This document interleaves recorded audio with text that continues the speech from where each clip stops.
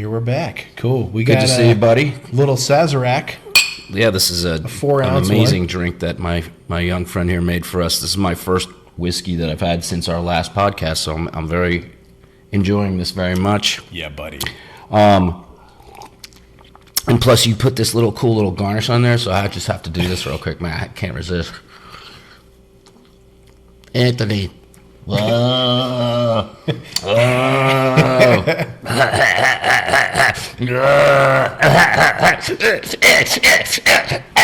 Okay, I'm done. Perfect. It's my homage to Marlon Brando in his Oscar-winning role as the Godfather. Great movie. He just improvised that whole thing with the. Oh, really? With the orange peeling. That's why the kid fucking was terrified because he didn't know Marlon Brando was going to do that, and he scared the shit out of the kid. And it's so authentic. It's such a great moment. And his heart attack when he dies, it's like the best heart attack ever on camera. Yeah, I just whispered that for some reason. It was great though. Anywho, today, we're talking about acting and shit. Yeah, acting and other general bullshit. Okay. We had two different topics that we were kind of initially thinking about going over. The first one, I think, is probably the one we ought to start with, which is if you have no money to pay for classes, or if you're trying to decide if you want to be an actor, like what kind of stuff can you do like on your own? Like what kind of things can you be doing? Wait a minute, that's not what we talked about earlier. If you just, I'm just kidding. Like what? Money, no money. I mean, Yeah. So I'll answer one. I guess I'll take one of those at a time. I mean, if you're sort of contemplating, like, it's a hard question for me to answer. I'll tell you why.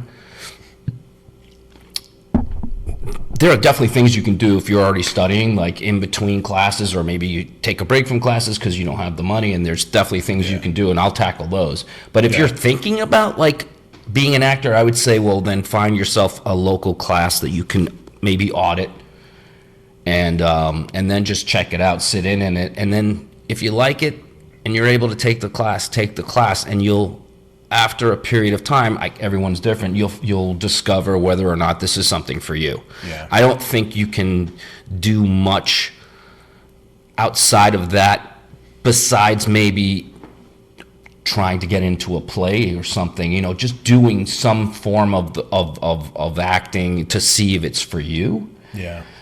What would you suggest? Because you come at this different, we're come at this in different time frames. I started studying in 1992 in New York, like seriously taking this seriously. So it's a long time ago, and I ended up doing a 2-year full-time program. So I was immersed in it. And even though I was immersed in it, it took me to the beginning of my second year to realize, okay, this is what I want to do with the rest of my life. Yeah. So I had to do it and go through the experiences and all the great, all the great things that come with studying, all the pain that comes with studying, to realize, okay, this is what I want to do. Yeah. I think the other thing is the difference between the two of us is you got into it like right out of high school and stuff, like in your early 20s. Whereas I didn't come into acting until I was in my early 30s.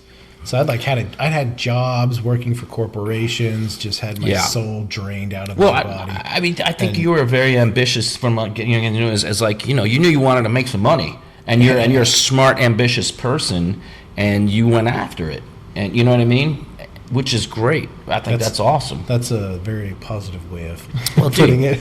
I mean. Part of the reason that I didn't pursue acting was just because I was afraid to. Right. We discussed in other episodes how you were a little discouraged as a younger person, maybe from your mom, just out of the goodness of her heart, she didn't want you to get into a business that could maybe wreck a life or something like that, right? Yeah, you have a couple good years where you're a child star or whatever, and then the rest of your life is if you're lucky. Yeah, if you're lucky, yeah.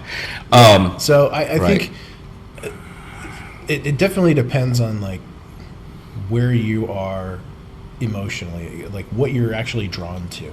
Because I actually always knew since I was like 8 years old that I wanted to do acting. Okay. I wanted to be an actor. And like that was what I really wanted to do, but I was just too afraid to pursue it. So I did all these other things. Like I went off and I was a corporate trainer for a brokerage firm where I would train new hires and people coming back, teach them how to pass the Series 7, and then teach them how to like You've done a lot of do stuff. the job. And so so I was basically in front of a classroom teaching prepared material. It was almost like theater, you know? Right. But so it's a shadow career is kind of what they talk about, I've heard.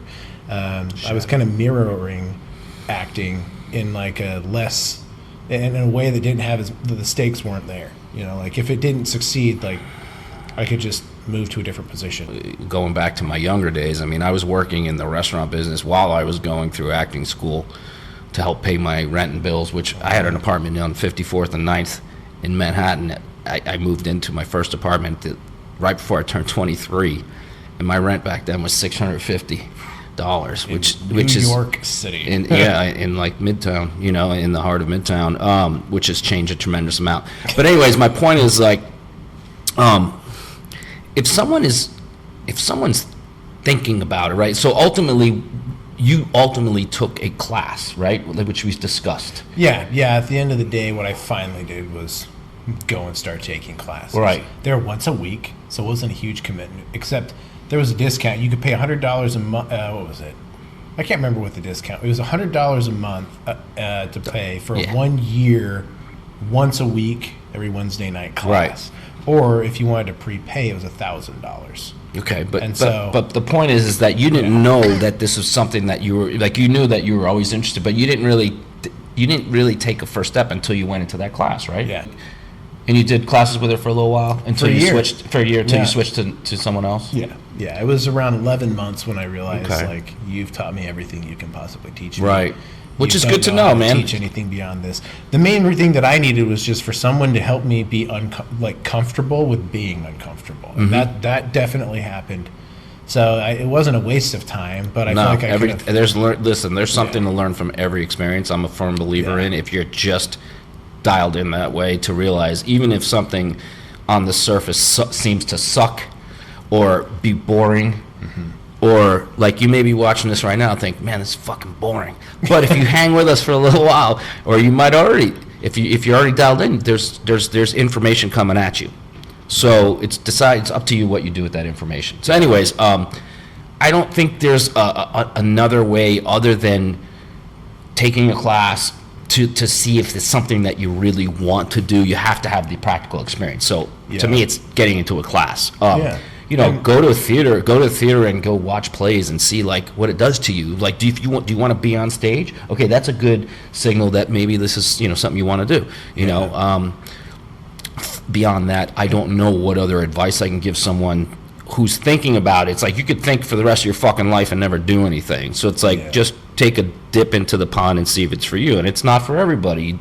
A lot of people think it's going to be one thing and it turns out to be something else. Oh yeah. And so, that would be my advice in terms of like a person who approached me and said, hey, Matt, what would you suggest for me? I'm thinking about being an actor. I'd say I think you should go check out what classes are available in the area and maybe audit a few different ones. And if you find a teacher that, I connect with this human being, then go study with them and see how it goes. Yeah, because that's the thing. Pretty much every acting studio will give a free audit. You can just go sit in on the class. You're not a participant in most cases. Some places will let you participate, but generally you're just watching. You're generally just a fly on the wall where you get to see and be like, okay, is this something I think I could do? Right. And over the years teaching over at the Professional Actor Studio, I had hundreds of auditors come through, and you get a sense of talking to them afterwards. They're like, or even during the class, they'll be like, yeah, can I jump in? I'm like, hey, I love that enthusiasm, but today you're just watching, and then if you want to join the class, we'll talk afterwards. And then there are some people who like, yeah, this wasn't for me. I'm like, cool. Yeah, but it's like, now you know. Yeah, they wouldn't have known if they didn't come. Exactly. Yeah, it's better to. I remember there was like a story that somebody told that like these two people were driving and they had a fork in the road. This is before navigation, and so they prayed about which way they should go, and they felt like they should go right. And so they went They prayed about it. They prayed about it. Yeah. Like and right then and there. Yeah, they're like, God, which tell way me. do we go? Because it was like getting late, you know. And they're Yeah. like, we just need some inspiration because we can't remember the way back based on this location. Right. They went right, and they drove about a half mile, and the road dead ended. And they're like, Yeah. well, you told us to go this way, but What do you now, mean you told us? Me? Oh my God. Yeah, All right. yeah. And so like, but then they knew for sure the correct way to go was left. Well, yeah, after that. Yeah, because they could have gone left and had no idea. They could have just been driving for miles thinking. It's actually good they went right because Yeah. they realized after a half mile. Yep. Good thing it wasn't 10 miles. Yeah, yeah, yeah. They realized pretty quickly that nope, this is not the way to go. It's this way. And so like, Right. go audit a class.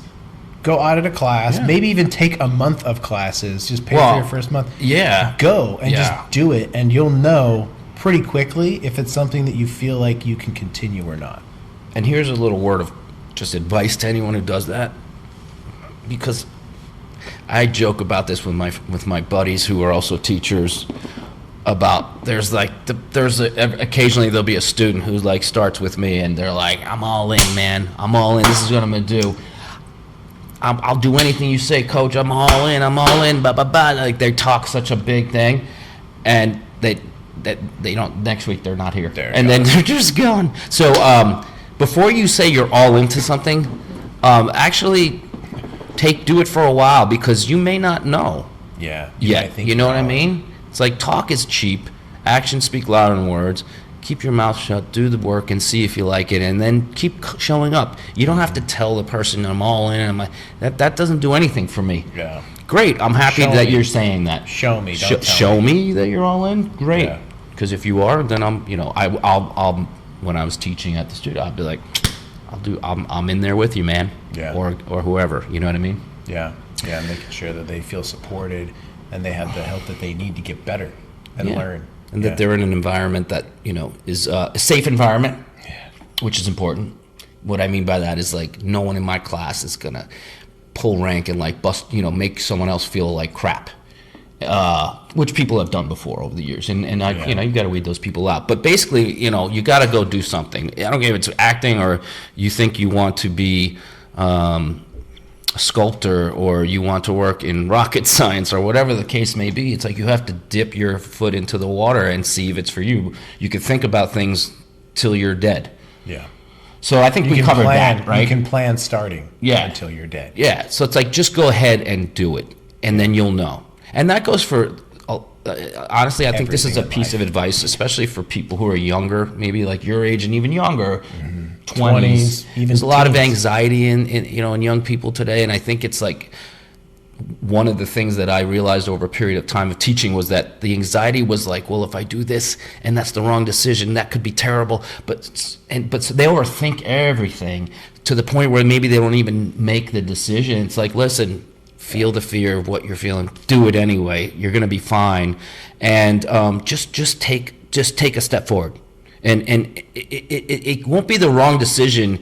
Even if it doesn't work out, it'll be, you'll know then that this was for you or wasn't for you or whatever, right? Mm-hmm. So don't be afraid to take that first step and just do it. Yeah. Because life moves with or without your decisions. Like we just keep moving on. So just be part of it and do it. Yeah. But the other thing you broached was, well, ask me that again. Yeah. What can we do if we're out of money, or there's a lot of people that didn't want to go to class because there was an actor's strike for the last year, basically.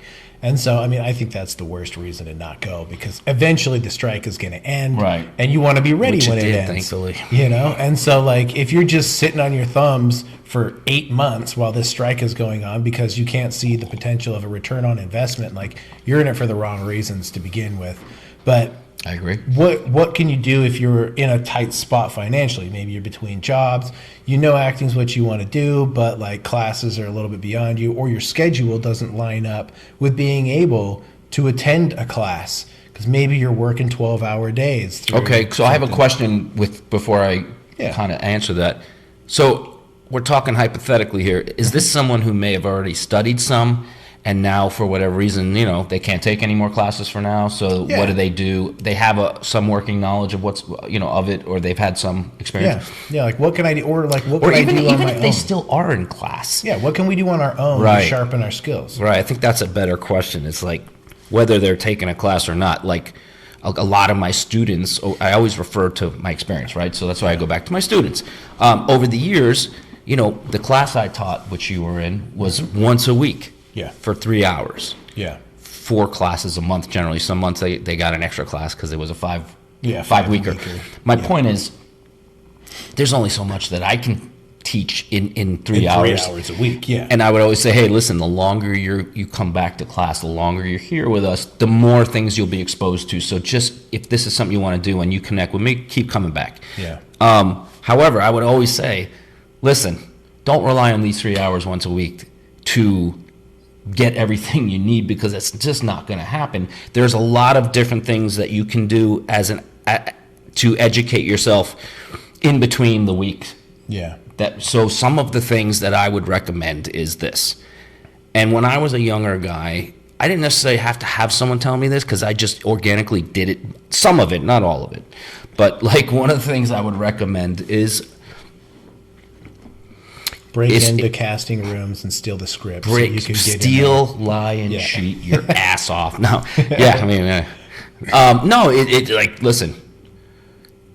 Get yourself 3 or 4 different acting books, right? Whether it's get one from Stanislavski, one from Meisner. I mean, there's millions of them. I would read different. I would definitely get, like, from the pillars from Stanislavski. There's Meisner. Maybe you get something from Uta Hagen or Stella Adler or someone a little more contemporary. But just immerse yourself in different books and piggyback between them. Read some stuff here, read some stuff there. Get familiar with techniques that that all of us use from these different people, and see what works for you, and practice it the best you can on your own or with some other friends or whatever. Yeah. So that's one thing you do, is read books, right? Yeah. Do you have any specific books, titles that you recommend? I should, right? As a former instructor. Meisner. What's Meisner's second book? Meisner wrote 2 books. I know he wasn't pleased with his first one, so his second book, but I can't remember the title. I'm not great with titles sometimes. There is Larry Moss, who's like one of the most renowned acting coaches, who, if you look at his resume of people he's coached who are like already huge stars and award-winning actors like Leo and several others. He has a book out. Oh, God, again, the title escapes my mind. I should have looked at it before I came over today. You Google Larry Moss's acting book. That's a really good one to read. Books on improv. For actors who have never taken an improv class, I recommend that you also take an improv class. And if you can't afford an improv class, then get some books on improv. Because it's not just for laughs. It's not just for games, even though that's a big part of it. It's also meshes with your acting. It'll make you a better actor. The Intent to Live? Yes, that's it. The Intent to Live. The Intent to Live by Larry Moss. Really great book. We live in a time, obviously, where everything is at your fingertips, man. Oh yeah. So just Google, like, what are the top books actors should read, and get yourself a few of them and read them. Another thing that I recommend is, like, if this is something that you want to do, there's something called like the AFI Top 100 Films of All Time, and that list changes from time to time, but it's American Film Institute, and there's a list of what's considered the best movies ever made. And some of them are from the 20s, 30s, 40s, 50s, right? Things you like that most contemporary people, I'd say in your age range, maybe never even would even like, why the fuck would I watch a movie from 1944? Like, To Have and Have Not with Humphrey Bogart and Lauren Bacall. Why would I ever watch that? Because it's a great fucking movie. And it's the first time they're on screen together. And if you don't know anything about them, they were 25 years apart. She was 22, he was 47 when they met, and they had one of the legendary romances in Hollywood. And you see the chemistry in that first movie, which I just watched recently, and it's fantastic. For the first time? For the first time. I was Which ill. movie? I was To Have and Have Not. To Have and Have It came out the year after Casablanca. Came out in '44. I was pretty ill for the month of January. Like, I don't want to get into all this stuff, but and like, flu turned into this, turned into ruptured eardrum, turned into like. It was just a rough month. But one of the positives that came out of it was like I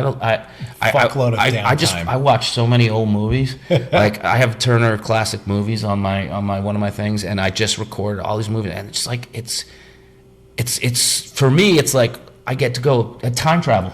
I go in a time capsule and I get to watch. Sorry, every time I touch the microphone, I get a disapproving look from Aaron. What the fuck are you doing? It's time travel and see and just go to these different worlds that I would never get to go. And it's kind of like reading a great novel. And so you should be familiar with the history of our industry, the great actors, the great directors, the cinematographers, composers. Like that should be something that would inspire you to be inspired by. Yeah. Yeah, I have a buddy so we wrote a script. It's like a thriller/horror type script. And like he like during the month of October, he will generally average about 85 to 95 movies that he will watch. In a month? Horror movies. Particularly horror? Yeah, horror from October 1st to Halloween. He average watching. Himself? Yeah, that's like. Does he go back in time to like Hitchcock and stuff? He watches everything. And so like as we're writing this script, like one of the things that we were charged with was to try and make it a fairly low budget so it could be done with less than That's the cool thing about horror is that you can you don't need a lot of money. You can get away with a low budget and still make a good movie that people watch and make a lot of money. Yeah, like Blair Witch Project, that's a great Activity, example. Those were all made with less than $500,000 and did over $100 million. Right. And so so that's one thing where like he's just a great resource as we're writing this. So like, okay, what type of like cliches and tropes do we want to be part of in this, and which ones do we want to be different than? Because he just loves that shit. Okay. And so like that's super fun. Is to, like as from the writing perspective and the creation perspective. Sure. Knowing what's already out there and what has been done and how it's been done and what's been done well. So if he's watching if he's watching that many movies, so he must be a master of that genre in terms of his knowledge and right. So that's wonderful. That's awesome. Yeah, and no one had to make him do that, right? He just did it because he loves it. Because he loves it, yeah. So that's a good point that you make, is because if you love something, right, and you just want to know as much about it as you can. Yeah. So no one has to tell you to do that. You might need someone to be like, hey, maybe do this, that, and the other thing. Or here's a database that you can access. Right. Yeah. Give you some tools to do that with. But literally, but at the end of the day, no one really has to burn a fire under your ass. Yeah. Yeah, I remember like there's different phases through life that I think we all go through. I remember there was a period in my life where I was super overweight. I was like almost 240 pounds. You did show me a picture. But I was like 40% body fat. So I was basically like a 145-pound man carrying 70 pounds of fat on my body. That's gotta and be I remember rough. Like for me, that like wake up moment was I was at a family gathering and we were at like a place called Thanksgiving Point in Utah, which it's got a bunch of different things like parks and stuff. And we had this one spot and there was like a field we were playing football on. Mm-hmm. I never played football, but my cousins and my cousins were fucking was it fat. Tackle? Was it touch? Just touch, yeah. And I remember in my teenage years, I was super fast. Like I was really fast. Before you gained the weight? Yeah, I was faster than everybody else. And I remember we were playing football and I'm 240, like running. And I remember I looked over and there was a mom pushing her stroller, like jogging, going the same fucking speed as me. And I was like, you gotta be fucking kidding me. Like, what the hell is happening? Was that the wake-up call? That was my wake-up call. Like, bro, you have got to change and lose some weight because this is bad. Like, this is unhealthy. And so, like, I knew don't eat cake. Don't eat cookies. But at that point, like, I didn't really know what to do, like, in the gym. For breakfast or lunch, at least. Maybe you need a snack every now, a treat. Yeah. But once in a while. But don't eat that shit every day. That's like your mainstay meal. Yeah. But, like, you know what to avoid. Yeah. Right, but it's like, okay, so like, what do I fill the vacuum with? Like, hey man, watch the microphone. What do you fill a vacuum with? Like, what do you eat consistently, what exercises do you do? Like, how do you work out? And I had a buddy who took me to the gym for a week. He worked out with me every day. Was that your first time really going to the gym? Yeah. Well, after high school, because I got stuck in class. I got stuck in the weight training class with the football team. Oh, that's right. So that's where I gained like 40 pounds in 3 months. Like, because I was just working. But you out weren't. with the But you football were team. gaining good weight then, right? It was all muscle. Yeah, I was fucking jacked at that time. So yeah, I had kind of like, I went through this phase where after he taught me like the basic stuff, all of a sudden for like the next 4 years, he's like, here's bodybuilding.com. They've got tons of articles on like different types of nutrition, workout regimens, like all kinds of stuff. You can order supplements on there. And dude, I spent like 5 years just going down like every... Because you were motivated. Yeah, because I was like, dude, I need to take care of myself. He brought you into that world. Yeah. And once he brought you in, you realized, oh, I like this world, right? Like this is something that I want to know more. I want to immerse myself more. Yes, it was that, and it was also like, I mean, obviously, it's your body, right? If you don't have your health, you really don't have anything. True that. It doesn't matter how much money you have. So you had that awareness then? Yeah, and at that point, it was a wake-up call for me, like, bro, like, this needs to be important in your life. You need to fucking take care of yourself, or you're not going to be able to do the things that you want to do. You know, like, at that point, my goal was, I just want to be able to do anything I want to do for as long as I want. That's right. Like if I want to go play ultimate frisbee or football for 3 hours, I want to be able to play for 3 hours and not be dead. Yeah. You know? Or just play a round of golf where you have to carry your fucking clubs around for 18 holes. I mean, that's enough right there. Yeah. Like, I want to be able to do whatever I want for as long as I want. And that requires being able to be in shape. Plus, sure. All the other benefits, you sleep better, you have better immunity, like all those things. Sure. But, like, that was something where you lost the weight. Yeah, I lost the weight. I got down from 240 to 160. Oh, wow. Yeah, I was like I was shredded. Damn. Yeah, and I'm not shredded right now. I'm a little thick boy right now. What are you weighing in on right now? Honestly, I'm probably like 210. Okay. Yeah, but I have a lot more muscle on me. Sure. Yeah. No. I mean, you know, you look good. I mean, you're stocky, but you're like you're not fat. Yeah, you could cut if you need to. I have a little bit of abs left right now, but like, and that's the thing is, I try to live like 6 to 10 weeks away from being able to be in like the 7 to 8% body fat range. Sorry, I just have to say this. This is a movie line. 7-minute abs. People know who watch movies. By the way, just if you watch this anywhere, just put in the comments what movie that's from. All right. Anyways, the only reason I bring that up. Oh, there's no 6-minute abs. The only reason I bring that up is just like, we all go through phases where we don't need anyone to like tell us what to do, except maybe to just point us in the right direction. Or just give us some us some like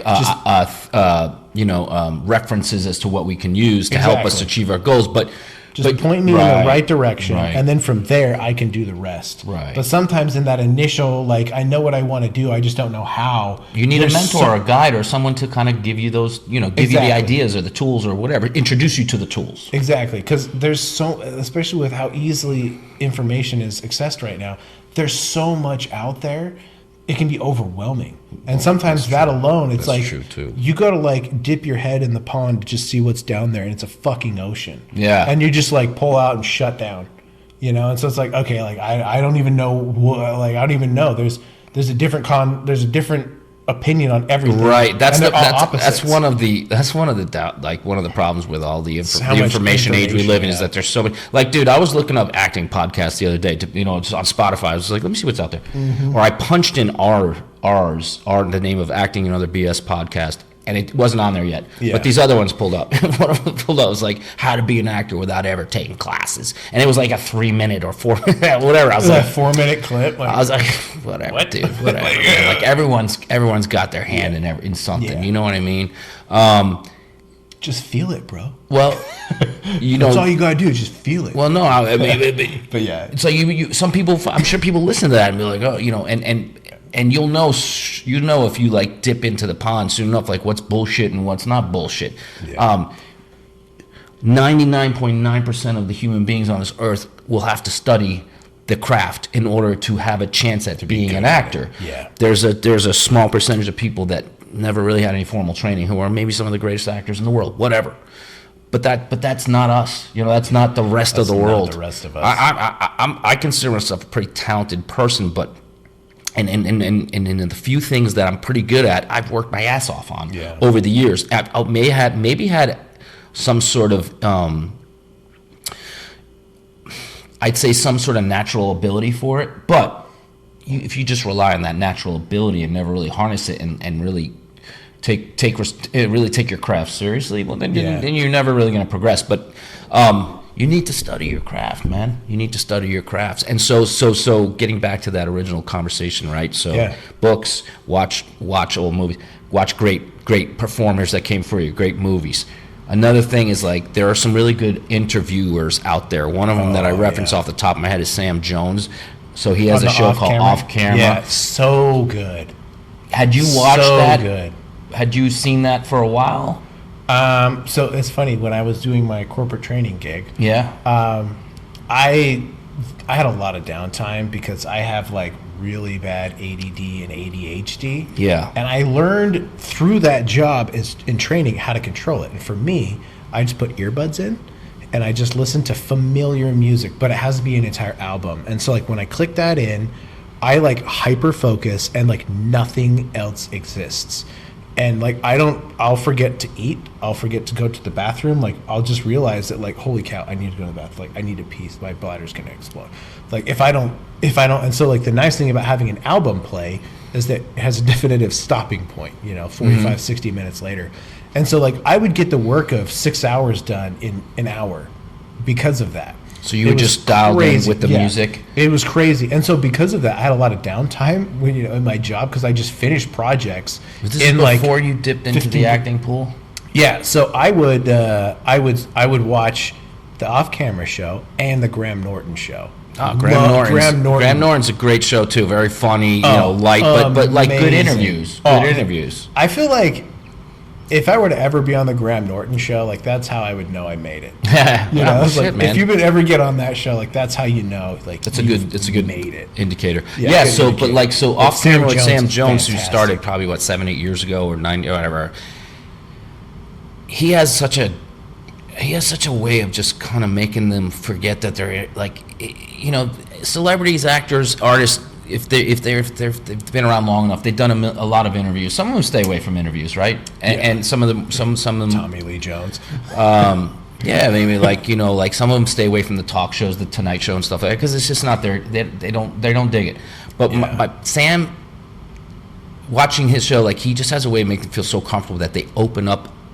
And they talk about their lives in a way that you've never heard them talk about before. Yeah. Like even Will Ferrell, who's one of the funniest guys on earth. Like you watch that episode, and he he just starts opening up, and you see a side of Will that maybe you've never seen before because he's just he's so broken down, like in a great way, and just kind of like he's just talking to a buddy.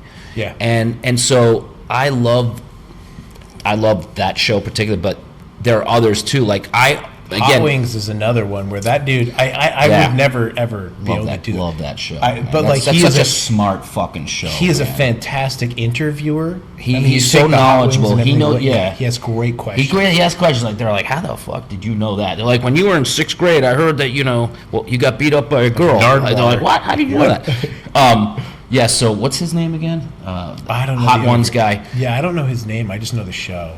Anyway, if you've never seen it, watch it on YouTube. And basically what he does is he has 10 wings from the lower level of spicy to the hottest spicy shit you could ever eat. And in the process of them eating the wings, and he eats them with them, they just have a conversation. Yeah, it's an interview. And what the heat does is it breaks them down to a point where they're so like vulnerable in a way, and they open up. And it's just such an ingenious fucking thing. So I'm glad you brought that up. What he did with that is what Graham Norton does with his show is he serves you alcohol. Applies them with alcohol. Yeah, here, just just take a sip or two. Just what like Aaron does too. Just like we are, buddy. It's not plying me, but this one is feeling good. Mm-hmm.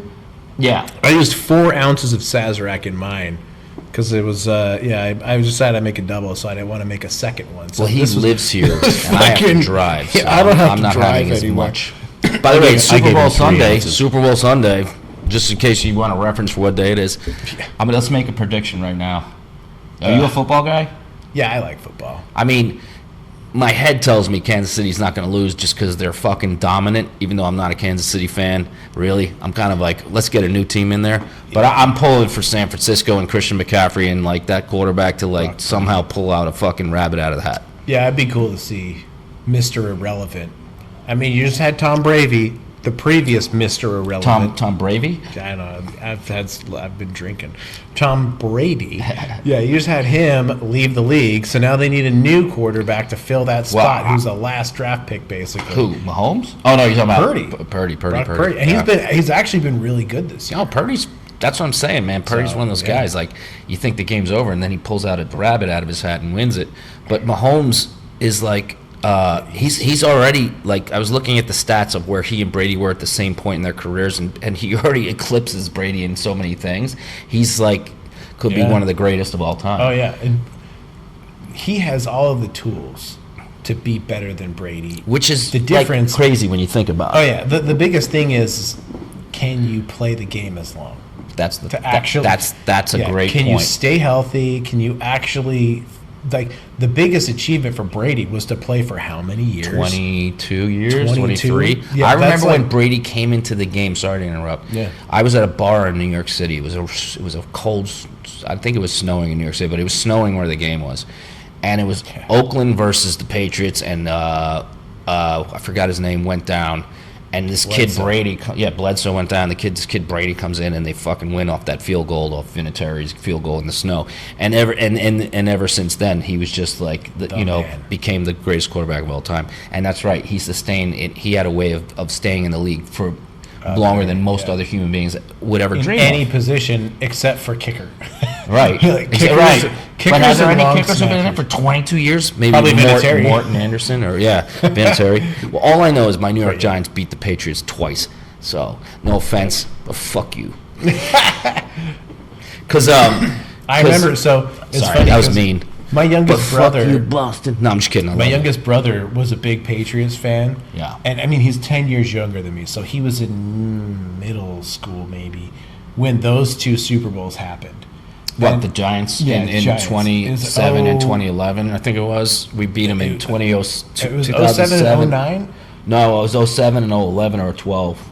Something like that. But I remember the first one where I remember both of them, because the second time he was just like, you gotta be fucking kidding me. This is like the same thing happening again, dude. In one of them, they were the Patriots were 18 and 0, or they had an undefeated and they season, had the T-shirts. And the only game they lost was the Super Bowl. Yeah. They both those catches. David Tyree catch off his helmet, and then there was another catch in the second game. Catch was just like, what? Anyways, how? Yeah. Boston, I love you. I've been to Boston. It's a great town. Your fans are crazy awesome. You're fucking wicked great fans, but we did beat you in 2 Super Bowls. That's all I got to say. But anyways, getting back to our acting discussion. That's the other bullshit side of things. Pause this real quick for a second. Immerse yourself with things. Whoa. Let's get back to the... Yeah. Back to acting stuff. Yeah. Immerse yourself with as much as you can, depending on where you live. And what I mean by that is, like, if you live in a place where there's like cultural arts going on and there's local theaters and stuff, like music. Go see some local plays. See what that does to you. Whatever you can, you can get secondhand books. Get secondhand books. Who cares? Watch good TV. There's so much stuff on television, on TV now, right? Whatever they call it anymore. Especially with streaming services now, like it almost seems like it's going to be not the death of, but like movies, feature films are slowly diminishing in like how much people want to watch those, because if I can watch, people want to see longer and more like intricate story arcs with characters and character development. And you can't get that in 2.5 hours. You just can't. Unfortunately, not many. 10-hour season. Yeah, 100%. I mean, that's I pressed that button again and I can't find it now. Fucker. I don't know, man. Anyways, can you hear me? I can hear you. It's fine. Yeah. I just saw the AMC stock like dipped big time. Oh yeah. it's like it was down to like $4.20, where at one point not too long ago it was at like 60 or 80 bucks. Anyways, that's a little bit of a dip. That's a big dip, right? So maybe buy some AMC stock, people. Let's get that thing going. This is not an endorsement for any specific stock. There's no trading no. There's no investment advice being given on this podcast. No. SEC, don't fuck us, trust please. me. But yeah, it's like figure out how you can read some books, watch some interviews, watch some movies. Like put that into your schedule. Like make time for those things if this is something that you want to, that you're like drawn to and that you really want to be good at. Yeah. Is that those are the things that you can do, and also get together with some of your friends, man, and like get like a 5-character play or whatever, and just do a table reads, man. Like get scripts and just read it with your friends. Put yourself on camera in between. If you are taking a class, I tell my students, like, because we do a lot of self-taping in the class, is like, okay, well, this is something that you can do by yourself, like download a 2-page TV script from the internet or whatever, and work on a specific role and treat it as if it were an audition, and put yourself on camera with a friend being the reader, even if they're not an actor. Like these are the things that you can do, because we will get to self-taping at some point, where that is the business now. It is 95% self-tape, and if you don't know what you're doing with self-tape, you might be the greatest actor in the world, but you're not going to book, because you're never going to get seen by a casting director. Well, you might get seen, but you'll never get seen by a director. Yeah, you might not make it past the first 10 seconds if the lighting's bad, the framing's not to specs, the sound's off, whatever the case may be. It's important to know how to self-tape, and we could probably spend a whole show on that, and we will at some point. But those are some of the things. Episode. Yeah, maybe next one. Yeah. Those are things that. And I'm just racking my brain for other things that you can do. Like I mentioned, go to the theater, watch great movies, immerse yourself in some different books. Like you could read 10 pages of one book and then go to another book. If you can, get yourself in an improv class. Study improv some way, because you'll be a better actor as a result. If you want to take acting seriously, you should definitely take an improv class at some point, because I was saying earlier, when you were looking up on Google, whatever it was you were looking up, I forgot. The book title. Larry Moss's book title, that improv is a huge part of what we do as actors, and there are many times that my improv training, thank God I had it, because I loved every moment of it, but it's also made me a better actor, because it teaches you how to adjust like that. So if you're on set and you've done several takes, and then the director says, okay, Matt, we got that in the can, I want some options now, so I want you to play it a 180 from what you just did, and here's what I want you to do. Really? If you don't have that improv training, you might be like, oh shit, what I've only practiced it this way, blah blah blah. You might get frozen. Yeah. But if you're improv, and the first rule of improv is yes and what that teaches you, like, got it, doing it. Just a yes and mentality. Yeah. Then no matter what happens, if you're a tree that can bend in the storm, you're going to survive. But if you're rigid and you don't have those tools, then you're going to break. Yeah. When the wind blows really hard. So improv is very important to study. Absolutely. And I fucking hate improv. I hate doing it because it feels so uncomfortable for me. But like, and talk about that a little bit. And I'm just not good, because like I don't feel like I'm very quick-witted, and so like it's not about necessarily being quick-witted. But okay, go ahead. Sorry. Well, so for me, like I just have usually whenever we do an improv class, it takes me like 25 minutes to get acclimated to it. Mm-hmm. I like whenever we have, because the nice thing about the Pro Actor Studio is that we do all of the different things. We do monologues, we do cold reads, we do off-book scene work, where we did a cold read one week and we are off-book with our scene partner the next week, and then we do an improv class. And like the improv classes are always the ones I'm like, okay, fine. Is it because you don't feel adept yet at it? Yeah, I'm just not. I just don't feel like I'm good at it, and so it feels awkward as fuck for me. But whenever we do the improv class, by the end of the class, I'm having fun. Yeah, man. The interesting thing about being an acting teacher as well as an actor, just being in this world, is that you realize that a lot of the things you learn as an actor, listening, which is one of the most important things that an actor is it one must of the learn. Most or the most? I used to say one of the most. Yeah, no, it's but you have to know the other stuff. Once you've once you've gotten out of becoming a beginner or intermediate, once you say maybe you're more of an advanced actor, then you realize you have the tools, right? Yeah. Then you realize that listening is the most important thing, listening and reacting.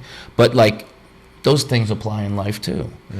You know, yes and with improv, like when you get in the habit of whatever's created, you have to acknowledge it, you have to yes it and add to it, right? Or the students that I've said, hey, you know what, try doing more yes-anding in your life. Like, where a normal situation, maybe a friend calls you and you're like, no, I don't do that, or something where you're always no. Try saying yes, even if it puts you in an uncomfortable place, and just see what that does to you as a human being. Yeah. Like, I've gotten feedback from people like Matt. When I started applying yes and to my life, it actually opened up a lot more stuff to me, universally or whatever. I'm like, cool, that's awesome. So what I'm saying is, like, there's a strong parallel between the things you learn as an actor and the things you learn as a human being, and a lot of them intersect sometimes, and it can make you a more well-rounded human being. Not to say that's the goal of it, it ain't, but that's some of the side effects, I think, of being an actor, or a serious about this craft. Yeah. I don't know if that makes any fucking sense. I think that makes a little bit of sense, just a little bit.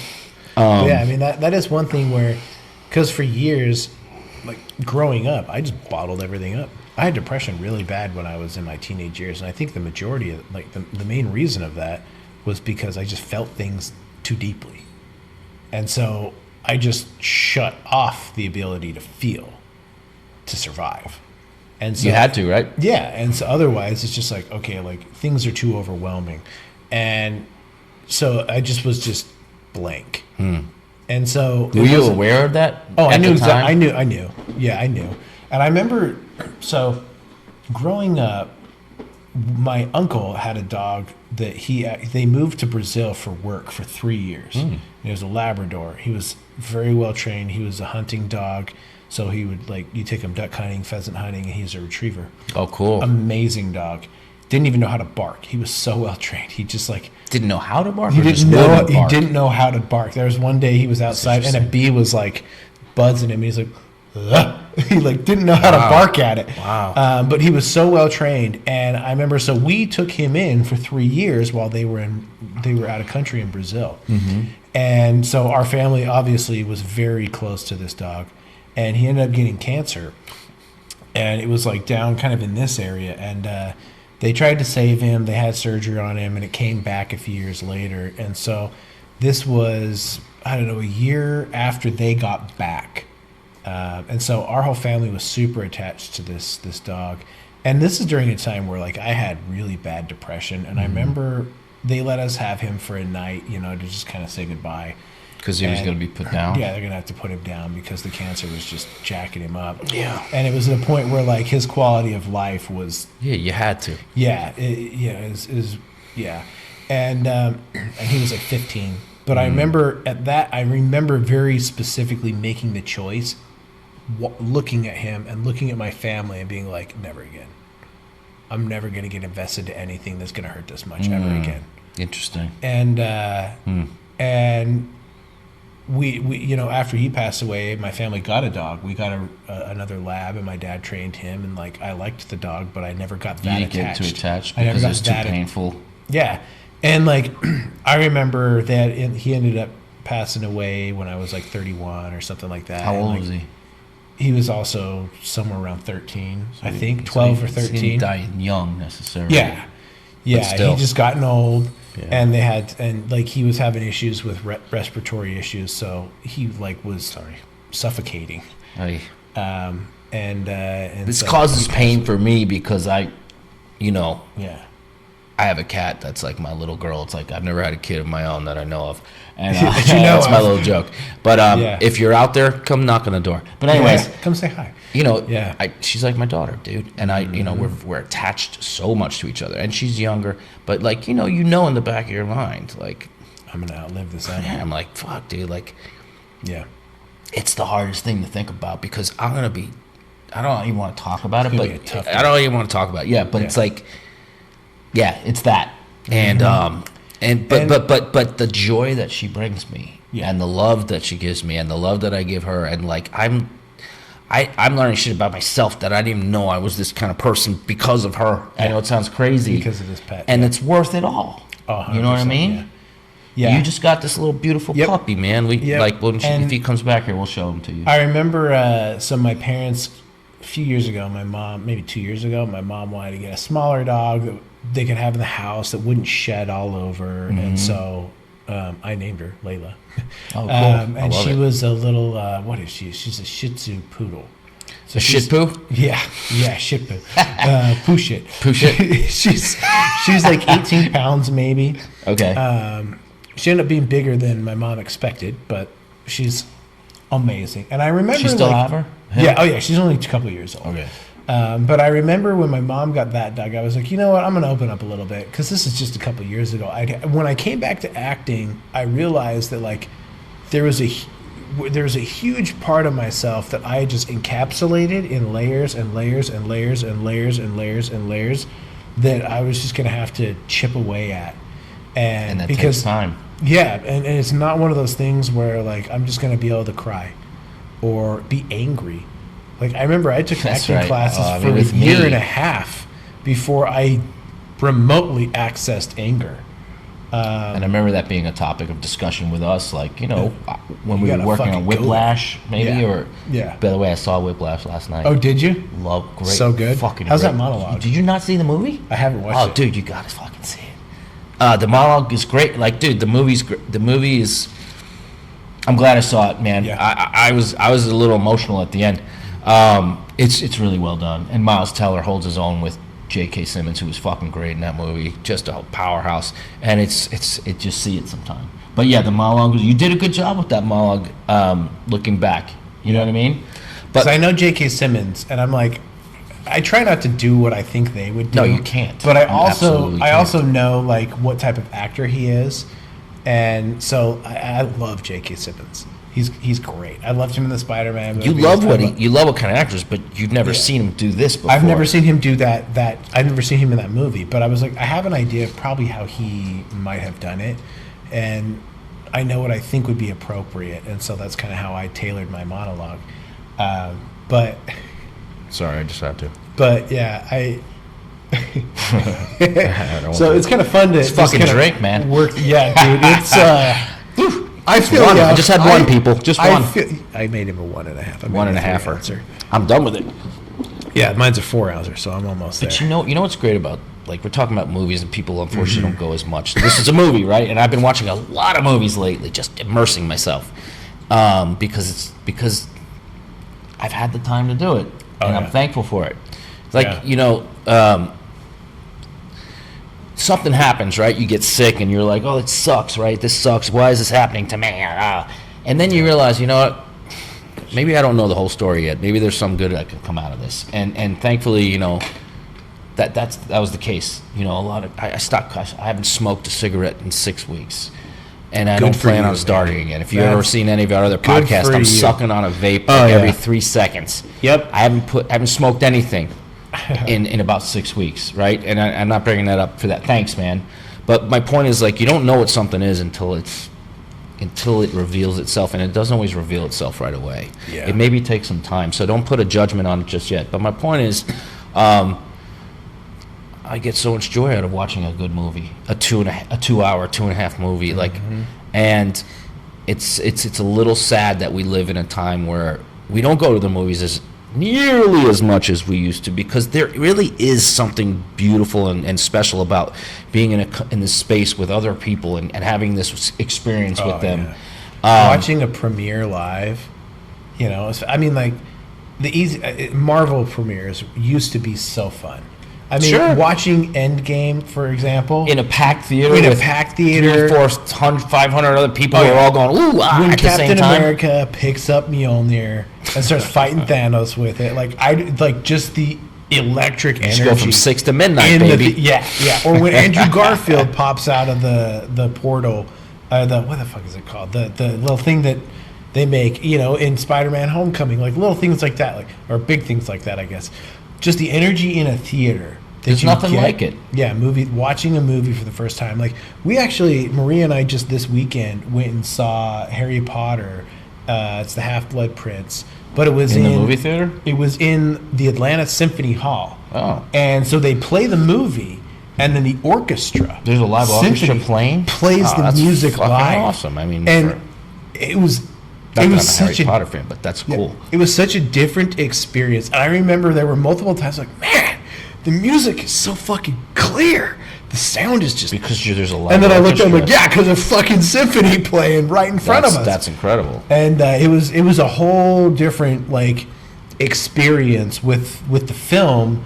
Because, like, I mean, people were cheering, like, and the part where Dumbledore dies, like, everybody, like, took out their phones, like, turned their flashlight on, like in the movie where they hold up their wands and stuff. Jesus so it was Christ. like, it was kind of cool. I'm like, just Jesus Christ and everyone taking out their phones. But anyways, I get it. It was just a fun experience because it was way more interactive than just sitting in your room alone. There's an electricity about it. There's an energy. There's a collective shared energy that, like, you don't get anywhere else. You don't. With what we do. So hopefully, the last, I don't know if it was the last movie I saw, but it might have been in the theaters, was Oppenheimer. And it was the first time I was in a pretty packed movie theater since Avengers Endgame, before COVID hit.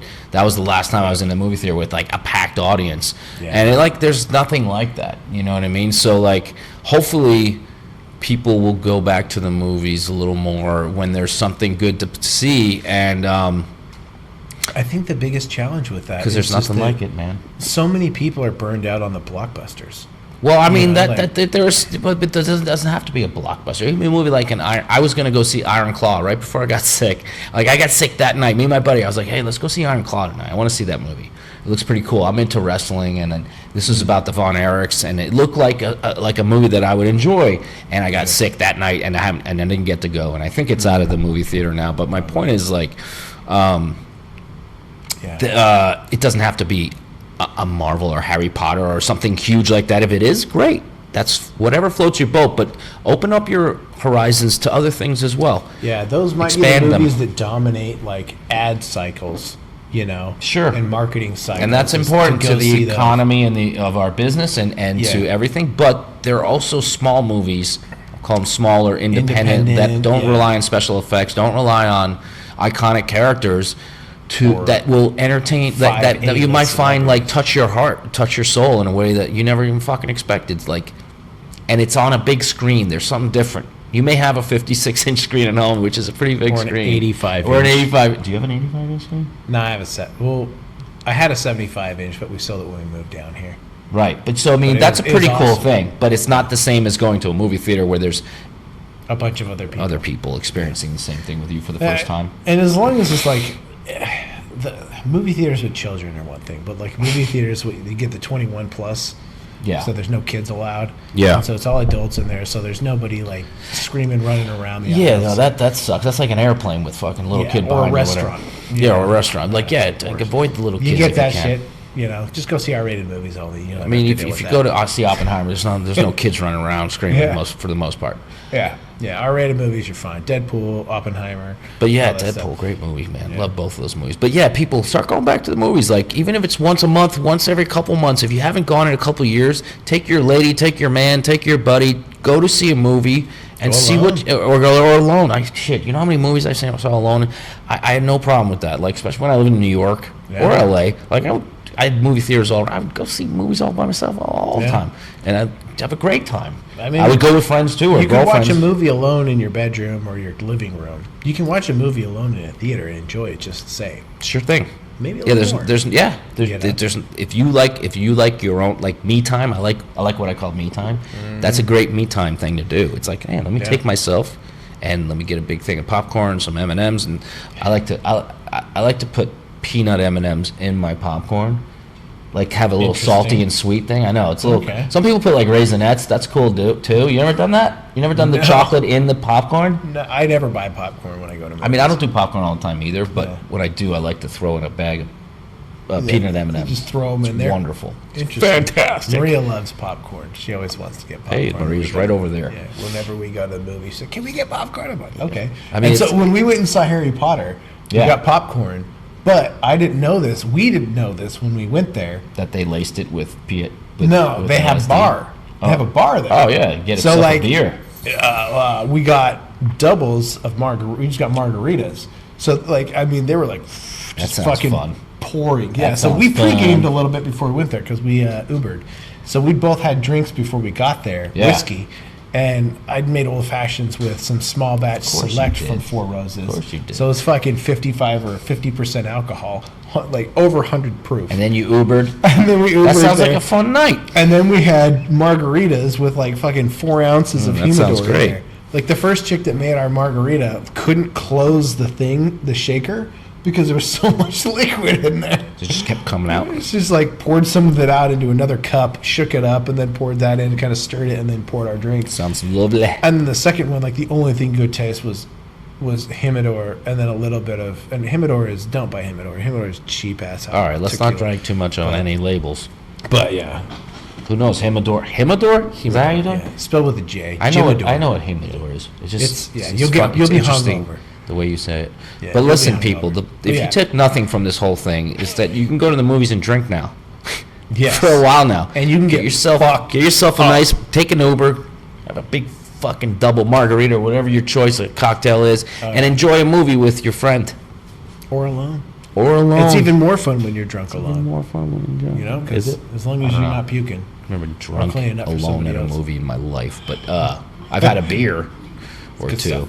But anyways, hopefully this was helpful. Drunk on this podcast. Yeah. Good stuff, man. Oh, that's strong. It's so good, though. All right. Go Knicks.